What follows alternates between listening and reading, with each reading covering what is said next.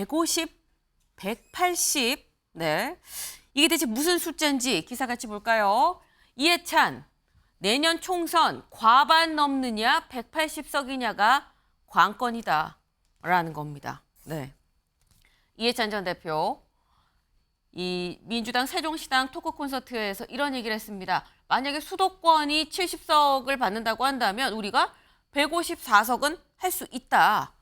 과반은 넘길 수 있다.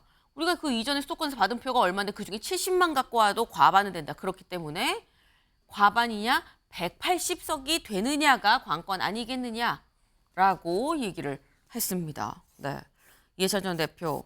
근데 이 얘기는 장해찬 최고위원님, 지금 이해찬 전 대표가 사실 선거를 굉장히 많이 뛰었고 전략도 많이 짠 사람이거든요. 근데 지금 보기에 우리는 과반 아니면 180석이야 라고 얘기를 했습니다. 어떻게 보세요? 그러니까 여러 지표를 보면 네. 지금 민주당이 유리한 게 사실이고요. 국민의힘이 더 겸허한 자세로 윤석열 정부와 함께 총선을 앞두고 많은 노력을 기울여야 되는 것은 맞습니다. 네. 다만 이해찬 전 대표는 단순한 민주당 전직 대표가 아니라 민주당의 사실상의 정신적 지주라고 불러도 과언이 없을 텐데 그분이 이렇게 공개석상에서 단독 과반 180석을 언급하는 게 네. 남은 4개월여 이제 하루하루가 어떻게 변할지 모르는 총선 레이스에 민주당에 득이 될지는 모르겠고요. 저희 입장에서는 이해찬 전 대표가 지난 대선 이전에 네. 20년 장기 집권을 말씀하신 덕분에 저희가 5년 만에 정권 교체하는데 조금이라도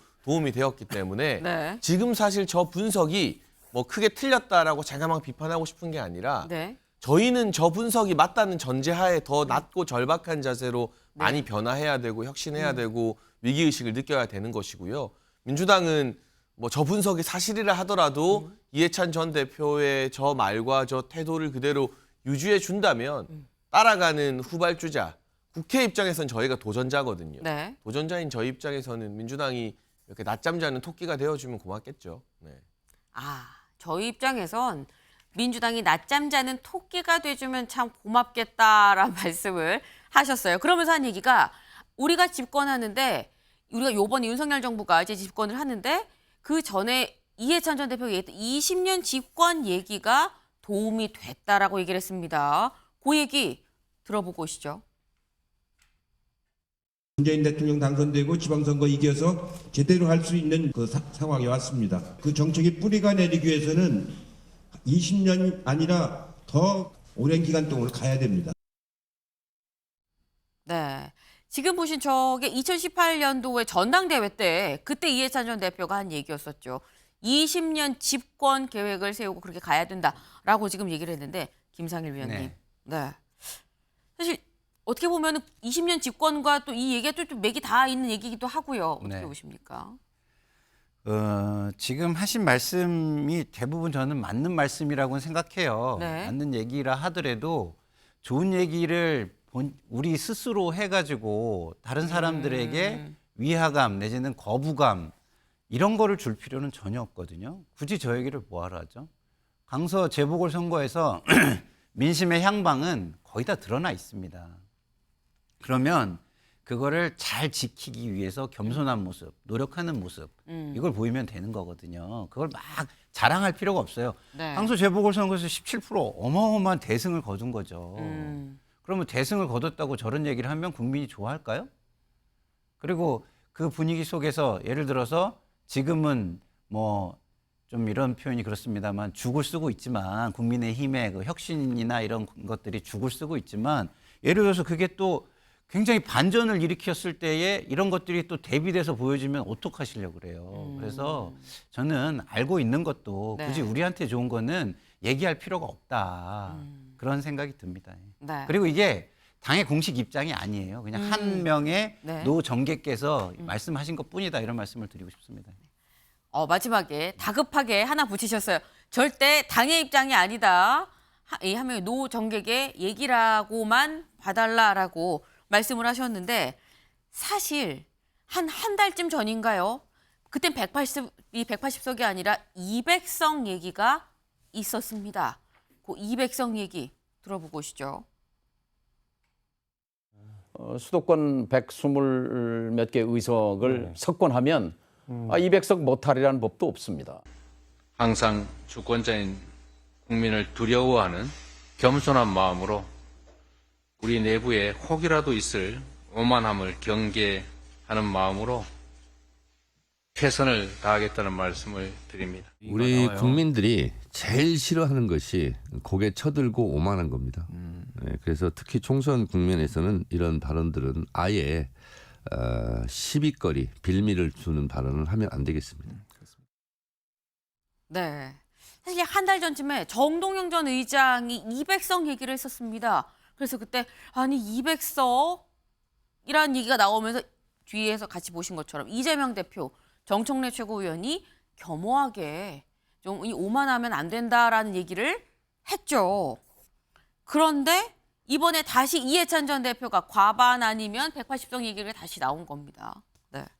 그 지금 김상일 위원님은 민주당이 다 이런 건 아니다. 한 명에도 정객이다라고 했는데 사실 네. 한 달 전에 정동영 전 의장도 사실 민주당에서 굉장히 네. 좀 이 지분이 있는 분인데 네. 정동영 전 의장, 근데 이해찬 전 제가 대표 한 의장. 명이라고 드린 말씀은 숫자 하나를 얘기한 게 아니라 네. 개인의 일가? 의견이다라는 거를 제가 말씀드린 건데 그걸 이제 숫자로 생각하실 수도 있겠네요. 근데 어쨌든 굉장히 개인적인 이야기고 이런 네. 얘기는 안 하는 게 오히려 더 유리하다. 그게 사실일지라도 네. 아 이거를 그럼 우리가 이런 기대를 어떻게 유지하지? 네. 라고 긴장하면서 더 열심히 하겠습니다.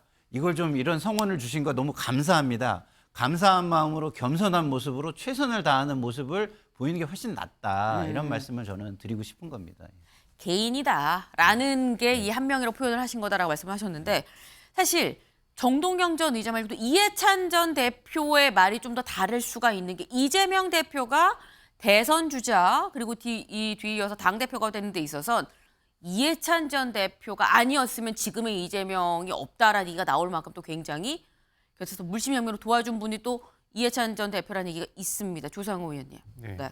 그런 이해찬 전 대표가 이 얘기를 했으면 아까 사실 정동영 전 의장이 얘기했을 때 이재명 대표, 정청래 최고위원 다 이렇게 겸허해야 됩니다라고 이제 어떤 경고성 얘기를 했는데 이해찬 전 대표의 180석 얘기에도 경고성 얘기가 나올 수 있겠느냐. 이른바 저희가 뭐 이해찬 전 대표에 대해서는 상황이란 표현도 쓰긴 하거든요. 네. 어떻게 보십니까? 아니 저 정동영 전 대표, 그러니까 상임고문, 정동영 상임고문이나 이해찬 네. 상임고문 이런 분들, 그러니까 이른바 정계 원로들이시잖아요. 네. 이런 분들은 뭐 당 주자들 중에 이렇게 이번에 총선 준비하신 분들 자신감 갖고 잘 되라고 하는 덕담으로 봐야죠.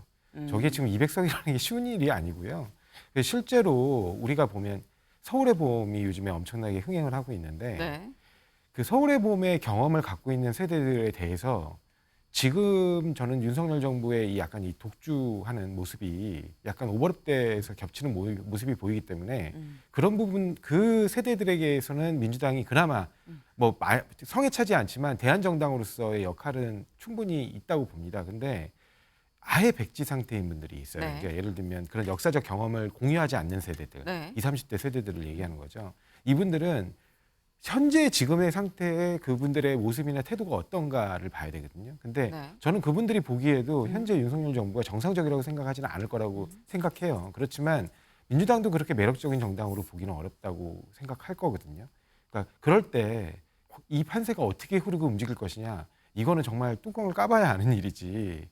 저희들 입장에서는 이 150석이 문제가 아니라 일당을 지켜내는 게 가장 큰 과제이자 목표입니다. 그래서 왜냐하면 일당이냐 아니냐에 따라서 국회의장직의 어느 당으로 이제 그렇죠. 속하느냐의 문제거든요. 네. 근데 국회의장이 실제로 국회에서 행사하는 권한의 크기를 비춰보면 만약에 의장직까지 이 정부에 넘어간다. 그러면 이 정부의 독선과 독주로 만약에 피해 입게 되는, 그리고 인권을 침해당하게 되는 그 국민들을 보호할 주체가 누구냐? 네. 없습니다. 그렇기 때문에 그 부분에 대해서 절박한 위기감을 내부적으로는 갖고 있습니다. 네. 근데 지금 말씀을 들어보면 조상호 의원님은 아니 우리는 지금 일당을 사수할 수 있을지 없을지가 지금 관건이다. 그렇게 쉽지 않다라고 말씀을 하셨는데 장해찬 최고님. 아까 장해찬 최고님은 사실상 국민의힘이 힘듭니다라고부터 말씀을 하셨어요. 서로 힘들다고 하는 상황이에요. 근데 객관적으로는 네. 우리 조상호 변호사님이 약간 엄살을 떠는 것 같아요. 네. 지금 막 민주당의 상징과 같은 분들이 200석 이야기를 하니까. 근데 뭐 이해찬 전 대표나 정동영 전 대표뿐만이 아니라 민주당에서 초선 중에 제일 밀어주는 사람이 누구죠? 누가 뭐래도 이탄희 의원 꼽을 겁니다. 그런데 그 이탄희 의원마저도 국민의힘을 100석 이하로 만들겠다.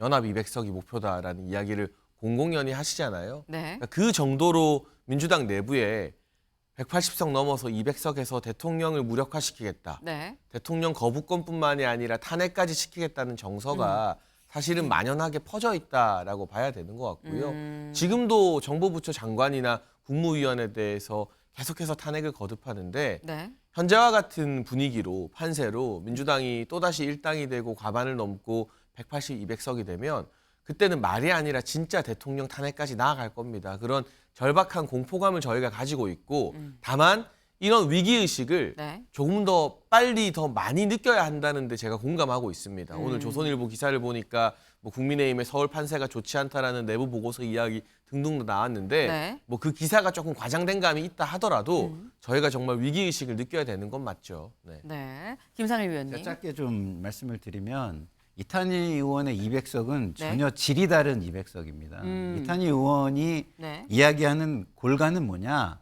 다당제를 기반으로 해서 그 같은 생각을 공유하는 사람들이 200석. 민주당만 200이 아니라 그렇죠. 연대에서. 네, 연대에서. 지금 현 정권이 네. 계속 이렇게 실정을 거듭한다는 전제하에 잘한다면은 그쪽으로 더 밀어줄 수 있는 의석수가 상당히 있는 200석이다 이런 말씀을 드려야죠.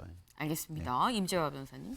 예, 지금 정상적인 정부가 아니다 이렇게 지금 말씀을 하셨는데 사실은 그런 전제해서 지금 계속적인 프레임을 씌우고 네. 거기에 대해서 현 정부를 비판하고 동력을 상실시키고 이것을 가지고 총선에 몰고 가고 있는 데 대해서는 상당히 지금 반대합니다. 지금 인사라든가 여러 가지 정책 수행하면서 약간의 어떻게 보면 실수일 수도 있고 또 의도일 수도 있지만은 그래도 나름의 과거 정부에 비춰봤을 때는 그 정상적으로 지금 국정 수행을 해가고 있잖아요. 그런데 이것에 대해서 다만 국민의힘과 대통령실 간의 관계에 있어서 잘 정리를 해서 제대로 된 혁신을 한다면은 네. 충분히 계획이 된다고 봅니다. 네. 근데 제가 죄송한데 아니 비정상이냐 덜 비정상이냐를 비교하자 이런 얘기는 정치권에서 하면 국민들은 절망합니다. 네. 지금 현 정권이 나냐 전 정권이 나냐 자꾸 이런 얘기 논란을 하지 말자라는 말씀까지 지금 나왔어요. 네. 일단 어떻게 보면 지금 이해찬 전 대표, 다른 사람들은 이해찬 전 대표가 좀 이런 얘기를 했다라는 거에 대해서 일단 일개 개인의 의견이고 노정계획 얘기도 지금 나왔는데 근데 사실 이런 얘기가 나오는 게 민주당 입장에서는 상당히 좀 뒤숭숭할 수 있는 그런 부분입니다. 왜냐하면 또 지금의 이재명 대표를 만들어준 어떻게 보면 이해찬 전 대표이기 때문에 더더욱 또 그럴 수가 있는 부분인데 이런 정신없는 상황에서 나오는 얘기가 신당 창당 얘기도 나오고 있죠. 저희 동아일보 기사를 같이 좀 볼까요? 이낙연 이번엔 전국 정당 표방 새 정당 있어야. 이낙연 전 대표가 매일매일 메시지를 하나씩 내놓고 있습니다. 그런데 이 메시지가 조금씩 올라가고 있어요. 이번엔 전국 정당을 표방한 새 정당이 있어야 된다라는 얘기도 했습니다. 이 얘기 직접 들어보고 올까요? 민주당의 실패는 리더십 과잉에 따른 실패고요. 국민의힘의 실패는 리더십 결핍에 따른 실패죠. 예. 네, 다릅니다. 민주당의 실패는 좀 되돌릴 가능성은 있어 보이십니까? 이제 뭘 하겠습니까? 별 기대를 않습니다. 그러니까 양당이 좋다는 분을 뺏어가자는 것이 아니라 마음 둘 곳을 잃어버린 국민들께 마음 둘 곳을 하나 제시해 드려보자. 이런 모색은 충분히 의미가 있다고 생각합니다. 그러나 마냥 시간을 끌고 연기를 피울 수는 없다고 생각합니다. 만날 생각이 없다는 말씀이시죠? 그러니까 민주당을 획기적으로 변화시키고 국민의 신뢰를 회복하겠다는 의지가 확인된다면 오늘이라도 만나겠습니다. 예. 그러나 그것이 아니고 사진 한 장 찍고 단합한 것처럼 보이는 것이라면 의미가 없다고 생각합니다. 네, 이낙연 전 대표 한마디 한마디가 다 묵직묵직합니다. 별 기대를 안 합니다라고 얘기를 하기도 했고 하지만 바꾼다고 한다면 변화를 하겠다고 한다면 오늘이라도 만날 생각이 있다라는 두 얘기를 같이 했어요. 하지만 그러면서도 국민이 마음 둘 곳을 좀 제시하는 이런 새 정당이 좀 있어야 되는 거 아니겠느냐라는 얘기도 같이 했습니다. 특히나 마냥 시간 끌고 연기를 피울 수는 없다. 김상일 위원님. 네. 이낙연 전 대표의 마음은 당 안에 있는 겁니까? 밖에 있는 겁니까? 당 밖으로 가고 있는 중이다 이렇게. 문지방입니까? 네. 그 정치는요 하루아침에도 반전이라는 게 존재합니다. 지금 당장이라도 이재명 당대표가 네. 충분히 당신들의 마음을 들어보겠다라고 생각하고 공감해 준다면 네. 왜 떠나겠습니까 당을. 근데 그냥 듣는 것이 공감을 위한 듣는 게 아니라 그냥 한번 들어줬다는 증거를 남기기 위한 들음이라면 문제가 있다 이런 말씀을 하시는 거고요. 그런 식으로 지금 느끼는 사람들이 꽤 존재하기 때문에 지금의 상황이 계속 가는 거예요. 저는 이재명 당대표께서 그런 얘기 하시잖아요. 지금 윤석열 대통령이 소통을 전혀 안 한다. 야당을 무시한다. 이런 얘기 하잖아요.